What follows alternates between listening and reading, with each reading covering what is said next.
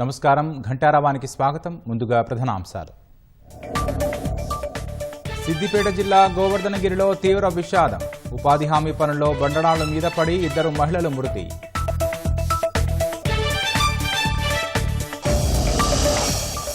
చర్చ లేకుండానే GHMC బడ్జెట్కు council ఆమోదం. బీఆర్ఎస్, కాంగ్రెస్ కార్పొరేటర్ల మధ్య వాగ్వాదం, సభ వాయిదా. ఫోన్ ట్యాపింగ్ కేసులో భుజంగరావు, రాధాకిషన్ రావుకు బెయిల్. 1,00,000 చొప్పున 2 షూరిటీలు సమర్పించాలని హైకోర్టు షరతు.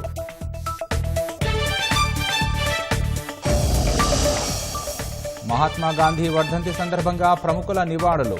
రాజ్ఘాట్ వద్ద అంజలి ఘటించిన రాష్ట్రపతి, ప్రధాని.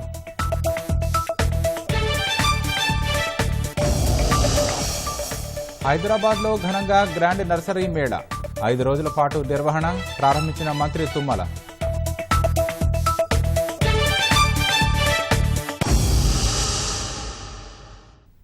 సిద్దిపేట జిల్లా అక్కన్నపేట మండలం గోవర్ధనగిరిలో ఉపాధి హామీ పనుల్లో తీవ్ర విషాదం జరిగింది. ఉపాధి హామీ పనుల్లో గుంత తీస్తుండగా బండరాళ్ల మీద పడి 2 మహిళా కూలీలు మృతి చెందారు. మృతులను సరోజన, మమతగా గుర్తించారు. వీరిద్దరూ తల్లి, కుమార్తెలు. మొత్తం 21 మంది కూలీలు పనికి వచ్చారు. బండరాళ్లు, మట్టి పిల్లలు మీద పడి 2 చనిపోగా 4కి తీవ్ర గాయాలయ్యాయి. ప్రమాదంపై బీసీ సంక్షేమ శాఖ మంత్రి పొన్నం ప్రభాకర్ దిగ్భ్రాంతి వ్యక్తం చేశారు. సిద్దిపేట జిల్లా కలెక్టర్తో మాట్లాడి ప్రమాదానికి గల కారణాలపై విచారణకు ఆదేశించారు. మృతి చెందిన కుటుంబాలకు ప్రభుత్వం అండగా ఉంటుందన్నారు. గాయపడిన వారికి మెరుగైన వైద్య చికిత్స అందించాలని కలెక్టర్ను మంత్రి పొన్నం ప్రభాకర్ ఆదేశించారు. మృతదేహాల వద్ద కుటుంబ సభ్యులు కన్నీరు మున్నీరుగా విలపించారు. ఉపాధి హామీ పనికి వచ్చి 2 చనిపోవడంతో గోవర్ధనగిరి గ్రామంలో విషాద ఛాయలు అలుముకున్నాయి. ఒక 10 తట్లు కూడా పోయలే. అంతా పెద్ద కూలింది.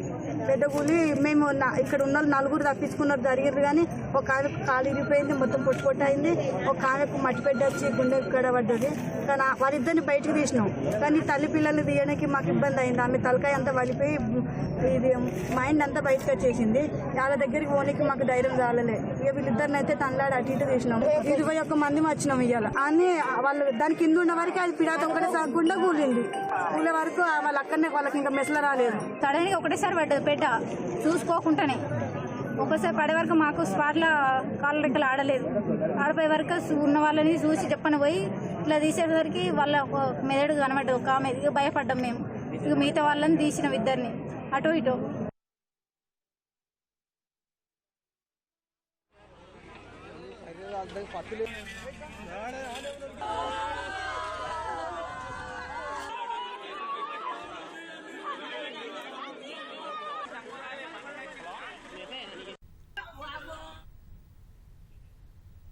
జీహెచ్ఎంసీ కార్యాలయం వద్ద విపక్షాలు ఆందోళన చేపట్టాయి. తాజా వివరాలు మా ప్రతినిధి సతీష్ నాయుడు తెలుసుకుందాం. సతీష్, చెప్పండి, విపక్షాల డిమాండ్లు ఏంటి? జీహెచ్ఎంసీ ప్రధాన కార్యాలయం వద్ద ఉద్రిక్త పరిస్థితి నెలకొంది. బడ్జెట్ సమావేశం నేపథ్యంలో బడ్జెట్ ఆమోదం పొందిన తర్వాత ప్రజా సమస్యల మీద చర్చించాలని చెప్పేసి బీఆర్ఎస్ పట్టుబట్టింది.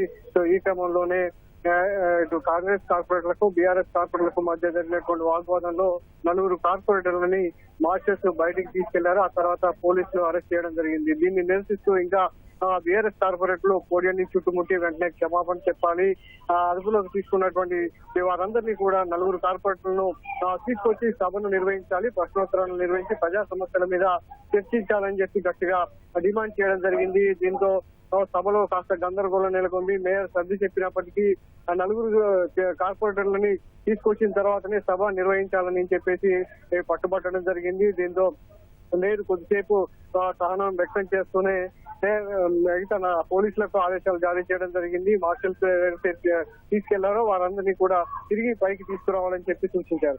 అయినప్పటికీ ఆ 4 బీఆర్ఎస్ కార్పొరేటర్లు పైకి రాకపోయినటువంటి నేపథ్యంలో సభలో ఇరు వర్గాల మధ్య, ఇటు బీఆర్ఎస్ ఇటు కాంగ్రెస్ కార్పొరేటర్ల మధ్య ఇంకా వాగ్వాదం జరుగుతూనే ఉంది. మరోవైపు బీజేపీ మాత్రం చాలా సైలెంట్ గా ఈ 2కు సంబంధించినటువంటి పార్టీల జరుగుతున్నటువంటి వాగ్వాదాన్ని గమనిస్తూనే ఉంది.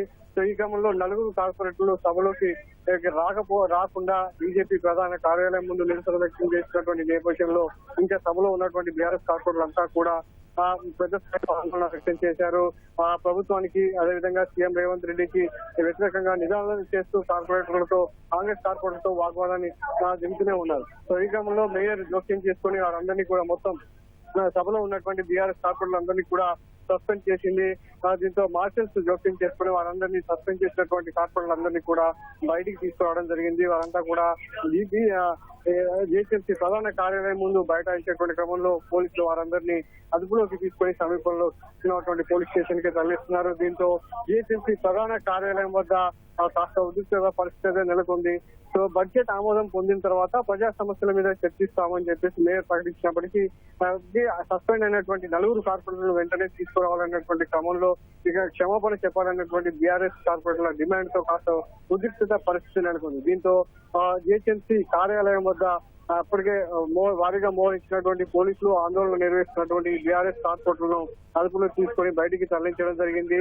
మరోవైపు మిగతా కార్పొరేటర్లంతా కూడా సభలో ఉన్నప్పటికీ వారు బలవంతంగా మార్చెస్ బయటికి తీసుకొస్తున్నారు. సభను సజావుగా నిర్వహించి ప్రజా సమస్యల మీద చర్చించేందుకు తాను సిద్ధంగా ఉన్నానని మేయర్ ప్రకటించినప్పటికీ ఇరు వర్గాల మధ్య ఇటు బీఆర్ఎస్ కాంగ్రెస్ మధ్య వాగ్వాదం అయితే తారస్థాయికి చేయడంతో సభ నుంచి మొత్తం బీఆర్ఎస్ కార్పొరేటర్లందరినీ కూడా మేయర్ సస్పెండ్ చేయడం జరిగింది. సతీష్, మేయర్ సభను 10 నిమిషాలు వాయిదా వేసినట్టు తెలుస్తోంది. సభ మళ్లీ సమావేశమయ్యే అవకాశం ఉందా? బీఆర్ఎస్ కార్పొరేటర్ల నినాదాలతో ఇప్పటికే 3 సార్లు వాయిదా వేసినటువంటి మేయర్ టీబీఎస్ విరామంలో కూడా వాళ్ళకి నచ్చజెప్పేటువంటి ప్రయత్నం చేస్తుంది. అయినప్పటికీ ఈ బడ్జెట్ సమావేశం కంటే నగరంలో ఉన్నటువంటి ప్రజలు ఎదుర్కొంటున్నటువంటి సమస్యల మీద చర్చించాలి. అధికారులంతా కూడా ఇక్కడే ఉన్నారు. బడ్జెట్ కేటాయింపుల్లో తమకు అన్యాయం జరుగుతుంది. సో అదే విధంగా దీనికి సంబంధించినటువంటి అన్ని వివరాలను కూడా చర్చించాలని పట్టుబట్టారు. వాటన్నిటికీ కూడా మేయర్ సానుకూలత వ్యక్తం చేస్తూ ప్రజా సమస్యల మీద చర్చకు పట్టినప్పటికీ 4 సభ్యులు ఏదైతే కార్పొరేటర్లు ఉన్నారో వారిని బడ్జెట్ ఆమోదం సమయంలో ఆందోళన వ్యక్తం చేసినటువంటి 4 సస్పెండ్ చేసిన తీరు మీద మిగతా కార్పొరేటర్లంతా కూడా అభ్యంతరం వ్యక్తం చేశారు. వారందరూ క్షమాపణ చెప్పిన తర్వాతనే మిగతా చర్చ చేపట్టాలని చెప్పి డిమాండ్ చేసిన నేపథ్యంలో నిరసన అనేది ఇంకా ఎక్కువ అయింది. సో ఈ క్రమంలోనే మేయర్ వారికి సర్ది చెప్పే ప్రయత్నం చేస్తున్నప్పటికీ వారు వినకపోవడంతో పూర్తి స్టేషన్ అంతా కూడా బీఆర్ఎస్ కార్పొరేటర్లు అందరినీ కూడా సస్పెండ్ చేయడం జరిగింది. మిగతా కాంగ్రెస్, ఎంఐఎం, బీజేపీ కార్పొరేటర్లు అంతా కూడా సభలో ఉన్నారు. చర్చకు అయితే వాళ్ళు పట్టుబడుతున్నారు. వీళ్ళు సస్పెండ్ అయినప్పటికీ చర్చ కొనసాగించాలని చెప్పేసి మేయర్ కు సూచిస్తున్నారు. మేయర్ సభ తిరిగి ప్రారంభించిన తర్వాత మరి చర్చను కంటిన్యూ చేస్తారా, పూర్తి స్థాయిలో వాయిదా వేస్తారనేది కూడా చూడాలి. ఒకనొక సందర్భంలో మేయర్ కూడా పూర్తి స్థాయిలో వీళ్ళందరినీ బీఆర్ఎస్ వెళ్తే వెళ్లిపోండి, మిగతా సభ్యులతో ప్రజా సమస్యల మీద ఏవైతే ప్రశ్నలు వచ్చాయో ప్రజా సమస్యల మీద చర్చించేందుకు సభ సిద్ధంగా ఉందని కూడా ప్రకటించారు. ఈ క్రమంలోనే బీఆర్ఎస్ కార్పొరేటర్ల ఆందోళన ఎక్కువ అవడంతో మిగతా మార్షల్స్ కావచ్చు పోలీసులు జోక్యం చేస్తూ వారిని తరలించారు. అయితే మేయర్ మాత్రం మిగతా ప్రజా సమస్యల మీద చర్చించేందుకు సిద్ధంగా ఉన్నట్టు కూడా ప్రకటించింది. మరి సభ మళ్ళీ ప్రారంభమైన తర్వాత మిగతా బీజేపీకి సంబంధించి ఎలాంటి నిరసన వ్యక్తం అవుతుందనేది కూడా చూడాలి. ధన్యవాదాలు సతీష్.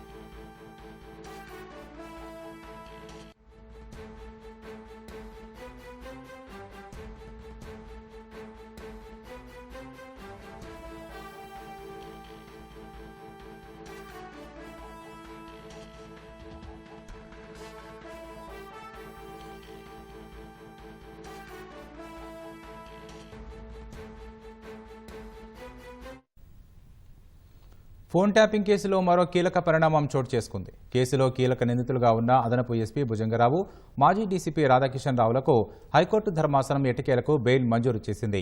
అదేవిధంగా 1,00,000 చొప్పున 2 పూచీకత్తులు, పాస్పోర్టులను కూడా సమర్పించాలని న్యాయస్థానం ఆదేశాలు జారీ చేసింది. విచారణ అధికారులు ఎప్పుడు పిలిచినా దర్యాప్తునకు సహకరించాలని అడిషనల్ ఎస్పీ భుజంగరావు మాజీ డీసీపీ రాధాకిషన్ రావులకు స్పష్టం చేసింది. ఇటీవలే సుప్రీంకోర్టు ఉత్తర్వులతో తిరుపతన్నకు సైతం బెయిల్ మంజూరైంది.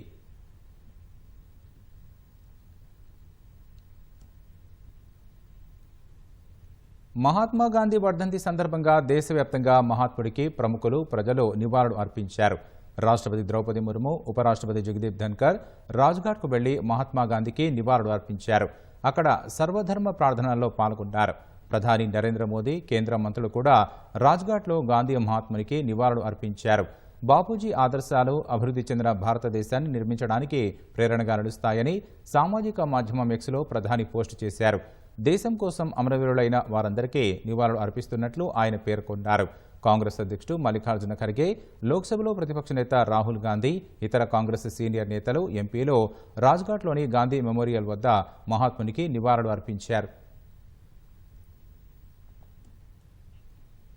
మహాత్మా గాంధీ వర్ధంతిని పురస్కరించుకుని గవర్నర్ జిష్ణుదేవ్ వర్మ, ముఖ్యమంత్రి రేవంత్ రెడ్డి ఘన నివాళి అర్పించారు. హైదరాబాద్ లంగర్ హౌస్లోని బాపు ఘాట్ వద్ద మహాత్మా గాంధీ విగ్రహానికి పుష్పాంజలి ఘటించారు. మంత్రులు తుమ్మల నాగేశ్వరరావు, పొంగులేటి శ్రీనివాసరెడ్డి, పొన్నం ప్రభాకర్, పీసీసీ అధ్యక్షుడు మహేష్ కుమార్ గౌడ్ సహా రాజకీయ ప్రముఖులు, ఉన్నతాధికారులు నివాళి అర్పించారు. సర్వమత ప్రార్థనలు నిర్వహించారు.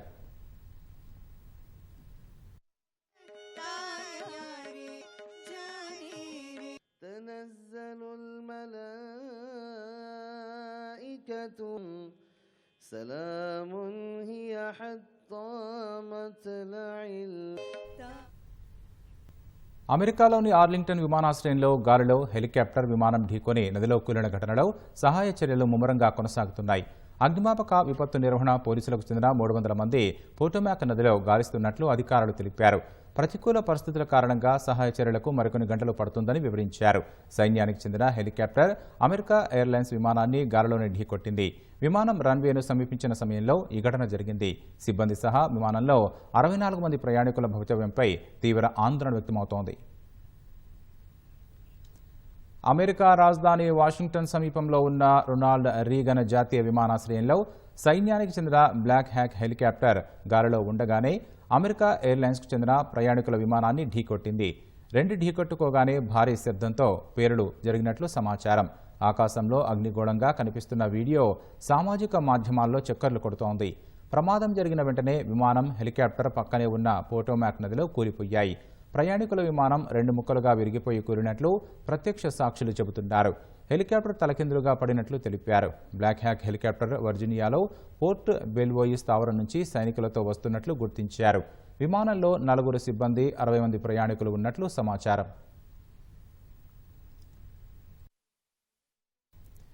అమెరికా కాలమానం ప్రకారం బుధవారం రాత్రి 8:30 నుంచి 9 గంటల మధ్య ఈ ప్రమాదం జరిగింది. పిఎస్ఏ ఎయిర్లైన్స్కు చెందిన ప్రయాణికుల విమానం కాన్సాస్లోని విషిటా నుంచి వాషింగ్టన్ బయలుదేరింది. రీగన్ ఎయిర్పోర్టులో దిగేందుకు విమానం రన్వేను సమీపించిన సమయంలో సైన్యానికి చెందిన Sikorsky H-60 black hack helicopter ఢీకొట్టింది. వెంటనే పెద్ద శబ్దం వినిపించింది. ఘటన జరిగిన సమయంలో విమానాశ్రయం ట్రాఫిక్ కంట్రోల్ టవర్లో ఉన్న సిబ్బంది హెలికాప్టర్ను అప్రమత్తం చేసిన ఆడియో వినిపించింది. ప్రయాణికుల విమానం వస్తోంది, గమనించారా అని హెలికాప్టర్ పైలట్ను అడిగినట్లు ఆ ఆడియోలో ఉంది. క్షణాల్లోనే 2 ఢీకొన్నాయి. విమానం కూలడంతో రీగన్ ఎయిర్పోర్టును మూసివేశారు. అక్కడికి రావాల్సిన విమానాలను మరో చోటికి మళ్లించారు. Potomac, you got the Metro rescue rescue chopper right here above the Potomac. As you can see, the light. ప్రమాద సమాచారం అందుకున్న పోలీసులు, అగ్నిమాపక సిబ్బంది, ఇతర సహాయ ఏజెన్సీల సిబ్బంది వెంటనే ఘటనా స్థలానికి చేరుకుని సహాయక చర్యలు చేపట్టారు. ఫైర్ బోట్లను రంగంలోకి దించారు. ప్రయాణికుల కోసం నదిలో 300 మంది సిబ్బంది గాలిస్తున్నట్లు అధికారులు వెల్లడించారు. రాత్రి 9 గంటలకు విమానాన్ని నదిలో గుర్తించినట్లు వివరించారు. ప్రతికూల పరిస్థితుల కారణంగా సహాయ చర్యలు పూర్తయ్యేందుకు మరికొన్ని గంటలు పడుతుందని చెప్పారు. ఇప్పటి వరకు ప్రాణ నష్టానికి సంబంధించిన వివరాలను వెల్లడించలేదు. విమానం, హెలికాప్టర్ కూలిపోయిన పోటోమాక్ నదిలో ఉష్ణోగ్రతలు -1 నుంచి -2 డిగ్రీల వరకు ఉండొచ్చని అమెరికా వాతావరణ విభాగం చెబుతోంది. అంత చల్లటి నీటిలో బాధితులు కోల్డ్ షాక్కు గురి కావచ్చని నిపుణులు చెబుతున్నారు. ఊపిరాడకపోవడం, శ్వాస తీసుకోవడంలో ఇబ్బందులు వంటి పరిస్థితి తలెత్తొచ్చని భావిస్తున్నారు. అధిక సమయం నీటిలో ఉంటే హైపోథెర్మియా అనే పరిస్థితికి గురై ప్రాణాలు కోల్పోయే ప్రమాదం కూడా ఉందని అంటున్నారు. అటువంటి వాతావరణంలో గాయపడిన వ్యక్తిలో 30 నుంచి 90 నిమిషాలు మాత్రమే బతికే అవకాశం ఉన్నట్లు అమెరికా వాతావరణ విభాగం వెల్లడించింది. సహాయ చర్యలను అమెరికా అధ్యక్షుడు డొనాల్డ్ ట్రంప్ ఎప్పటికప్పుడు తెలుసుకుంటున్నారు. విమానం సరైన దిశలోనే విమానాశ్రయానికి వచ్చిందన్న ట్రంప్ హెలికాప్టర్ నేరుగా విమానంపైకి దూసుకెళ్లిందని అన్నారు. ఆకాశం నిర్మలంగానే ఉంది, విమానం లైట్లు వెలుగుతూనే ఉన్నాయి. అయినప్పటికీ హెలికాప్టర్ ఎందుకు పైకు కిందకు వెళ్లలేదని ట్రంప్ ఎక్స్లో ప్రశ్నించారు. విమానాశ్రయం కంట్రోల్ టవర్ సిబ్బంది మీకు విమానం కనిపిస్తుందా అని హెలికాప్టర్ పైలట్ను అడిగే బదులు ఏం చెయ్యాలో ఎందుకు చెప్పలేదని ట్రంప్ ప్రశ్నించారు. ఇది మంచిది కాదని, నివారించదగిన ప్రమాదంలాగే కనిపిస్తోందని ఎక్స్లో పేర్కొన్నారు. ఈ ఘటనపై అమెరికా ఉపాధ్యక్షుడు జేడీ వ్యాన్స్ ఎక్స్లో స్పందించారు. ప్రమాదం నుంచి ప్రయాణికులంతా సురక్షితంగా బయటపడాలని ప్రార్థిస్తున్నట్లు తెలిపారు.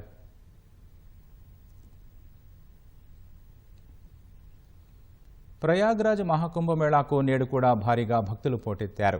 దట్టమైన పొగమంచు కమ్మేసినప్పటికీ పెద్ద సంఖ్యలో భక్తులు పుణ్యస్నానాల కోసం త్రివేణి సంగమానికి చేరుకుంటున్నారు. ఉదయం 8 గంటల వరకు 55 లక్షల మంది స్నానాలు చేసినట్లు ఉత్తరప్రదేశ్ ప్రభుత్వం తెలిపింది. బుధవారం మౌని అమావాస్య సందర్భంగా జరిగిన తొక్కిసలాటలో 30 మంది ప్రాణాలు కోల్పోవడంతో భక్తుల రద్దీ నియంత్రణకు కుంభమేళా ప్రాంతంలోని వాహనాలను అనుమతి నిరాకరించారు.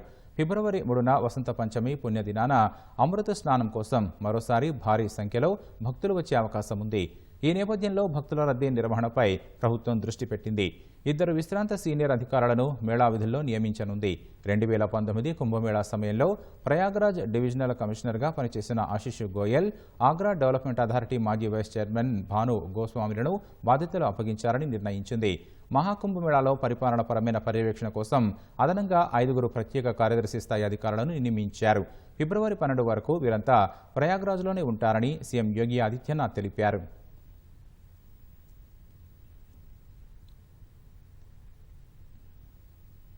రాష్ట్ర ప్రభుత్వం బడ్జెట్ కసరత్తు ప్రారంభించింది. ఇప్పటికే ఆయా శాఖల నుంచి వచ్చిన ప్రతిపాదనలను ఆర్థిక శాఖ పరిశీలిస్తోంది. అన్నింటినీ క్రోడీకరించి ముఖ్యమంత్రితో చర్చించిన అనంతరం శాఖల వారీగా బడ్జెట్ ప్రతిపాదనలను సమీక్షించనున్నారు. ఫిబ్రవరి నెలలో కసరత్తు పూర్తి చేసి మార్చిలో బడ్జెట్ ప్రవేశపెట్టే అవకాశం కనిపిస్తోంది.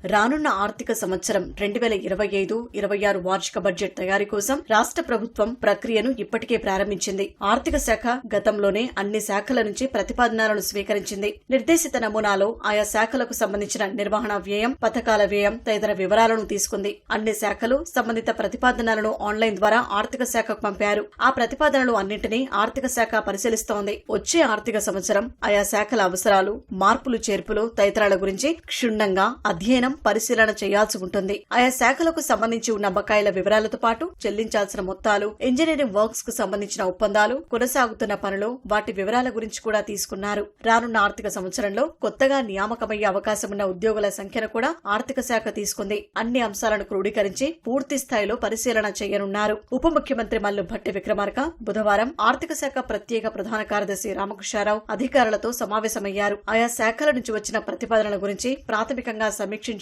ముఖ్యమంత్రి రేవంత్ రెడ్డితో చర్చించిన తర్వాత శాఖల వారీగా బడ్జెట్ కసరత్తు చేయనున్నారు. బడ్జెట్ సంబంధిత అంశాలపై పంచాయతీరాజ్, గ్రామీణాభివృద్ధి శాఖపై డిప్యూటీ సీఎం ఇప్పటికే సమీక్ష నిర్వహించారు. ఎస్సీ, ఎస్టీ ఉప ప్రణాళిక అమలుపై కూడా అన్ని శాఖల అధికారులతో సమావేశమై ఆదేశాలు జారీ చేశారు. 2025-26 ఆర్థిక సంవత్సరం బడ్జెట్ ప్రతిపాదనలు సమీక్షించేందుకు శాఖల వారీగా సమావేశాలు నిర్వహించనున్నారు. సంబంధిత శాఖల మంత్రులు, ఉన్నతాధికారులతో ప్రతిపాదనలపై సమీక్షించి ఓ కొలిక్కి తీసుకొస్తారు. ఈ మొత్తం కసరత్తును ఫిబ్రవరి నెలలో పూర్తి చేసి మార్చి నెలలో బడ్జెట్ ప్రవేశపెట్టే అవకాశం ఉంది.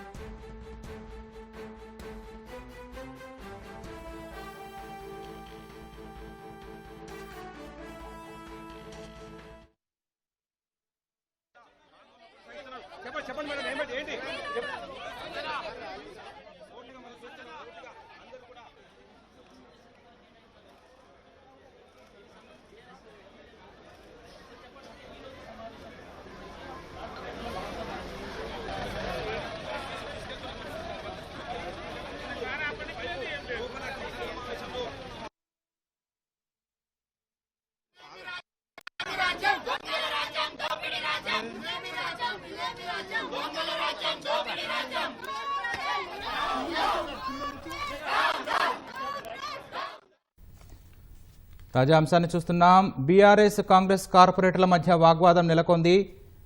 ఎలాంటి చర్చ లేకుండానే బడ్జెట్ను ఆమోదించడంపై వాళ్ళు మండిపడుతున్నారు.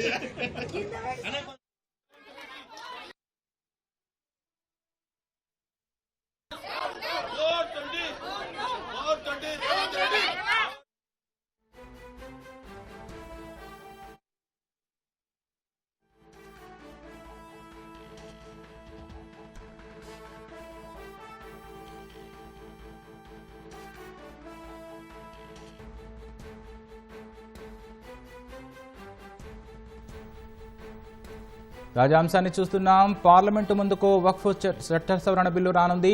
ఈ బడ్జెట్ సమావేశాల్లోనే బిల్లు ప్రవేశపెట్టేందుకు సన్నాహాలు చేస్తున్నారు. మరింత సమాచారం మా ప్రతినిధి అరుణ్ నాయుడు తెలుసుకుందాం. అరుణ్, చెప్పండి, వక్ఫ్ చట్ట సవరణ బిల్లుపై ఎలా ముందుకెళ్లనున్నారు?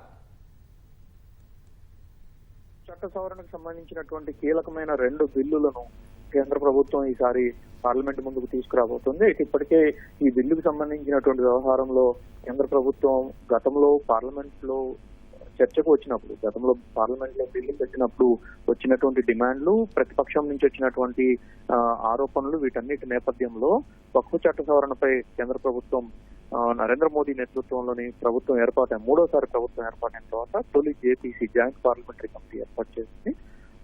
దానిపైన పూర్తి స్థాయిలో చర్చించినటువంటి జేపీసీ 14 సవరణలతో కూడినటువంటి ప్రతిపాదనలను కేంద్ర ప్రభుత్వానికి అందించింది. ఈ రోజు అందుకు సంబంధించినటువంటి నివేదికను లోక్సభ స్పీకర్ ఓం బిర్లాకు జేపీసీ చైర్మన్ జగదాంబికాపాల్ ఈ రోజు అందజేశారు. ఆ తర్వాతనే కేంద్ర ప్రభుత్వం కూడా ప్రస్తుతం అఖిలపక్ష భేటీ నిర్వహిస్తోంది. అఖిలపక్ష భేటీకి ఇచ్చినటువంటి 16 బిల్లుల జాబితాలో వక్ఫ్ చట్ట సవరణానికి సంబంధించినటువంటి 2 బిల్లులను కేంద్ర ప్రభుత్వం ఈ పార్లమెంట్ సమావేశాల్లో ప్రవేశపెడుతున్నట్లుగా విపక్షాలకు, అఖిల పక్షానికి అందరికీ ఇచ్చినటువంటి జాబితాలో పొందుపరిచింది. ఆ నేపథ్యంలోనే ఈ పార్లమెంట్ సమావేశాలు, అంటే రేపటి నుంచి ప్రారంభమయ్యేటువంటి బడ్జెట్ సమావేశాల్లోనే వక్ఫ్ చట్ట సవరణకు సంబంధించినటువంటి 2 బిల్లులను కేంద్ర ప్రభుత్వం తీసుకొచ్చి వాటిని చట్ట రూపంలో వాటన్నిటిని అమల్లోకి తీసుకురావాలనేటువంటి యోచనలో కేంద్ర ప్రభుత్వం ఉంది. అందుకు అనుగుణంగానే నివేదికను కూడా ఇప్పటికే అందించారు. కాబట్టి తదుపరి బిల్లును పార్లమెంటు ముందుకు తీసుకురావడానికి కేంద్ర ప్రభుత్వం సిద్ధమైంది. ధన్యవాదాలు.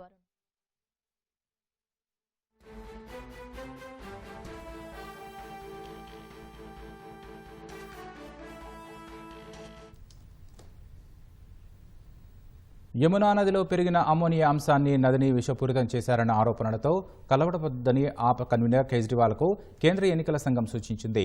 యమునా నదిని హర్యానా ప్రభుత్వం విషపూరితం చేస్తోందని కేజ్రీవాల్ చేసిన ఆరోపణలపై ఆధారాలతో సహా వివరణ ఇవ్వాలని ఆయనకు మరో అవకాశం ఇచ్చింది. యమునా నది అంశంపై బుధవారం కేజ్రీవాల్ ఇచ్చిన వివరణతో సంతృప్తి చెందని ఎన్నికల సంఘం ఈ మేరకు పేర్కొంది. అందులో భాగంగా యమునా నదిలో ఎక్కడ విషం కలిపారు, అది ఏ మోతాదులో, ఏ రూపంలో ఉందనేది తెలపాలని చెప్పింది. ఢిల్లీ జల్ బోర్డు సిబ్బందిలో ఏ ఇంజనీర్లు ఈ అంశాన్ని గుర్తించారో పూర్తి వివరాలను శుక్రవారం ఉదయం 11 గంటల లోపు చెప్పాలని కేజ్రీవాల్ను ఈసీ కోరింది. లేని పక్షంలో కమిషన్కు ఈ విషయంలో తగిన నిర్ణయం తీసుకునే స్వేచ్ఛ ఉంటుందని తేల్చి చెప్పింది. హర్యానా ప్రభుత్వంపై చేసిన ఆరోపణలపై 14 పేజీల లేఖతో బుధవారం ఎన్నికల సంఘానికి కేజ్రీవాల్ వివరణ ఇచ్చారు. హర్యానా నుంచి ఢిల్లీకి వస్తున్న యమునా నది జలాలు ఇటీవలి కాలంలో చాలా వరకు కలుషితమయ్యాయని, విషపూరితంగా ఉన్నాయని చెప్పారు. ఆ నీరు తాగితే మనుషుల ఆరోగ్యంపై తీవ్ర ప్రభావం పడుతుందని, మరణాలకు దారితీస్తుందని పేర్కొన్నారు. కేజ్రీవాల్ వివరణపై అసంతృప్తి వ్యక్తం చేసిన ఈసీ ఆధారాలతో సహా పూర్తి వివరాలు చెప్పాలని కోరింది.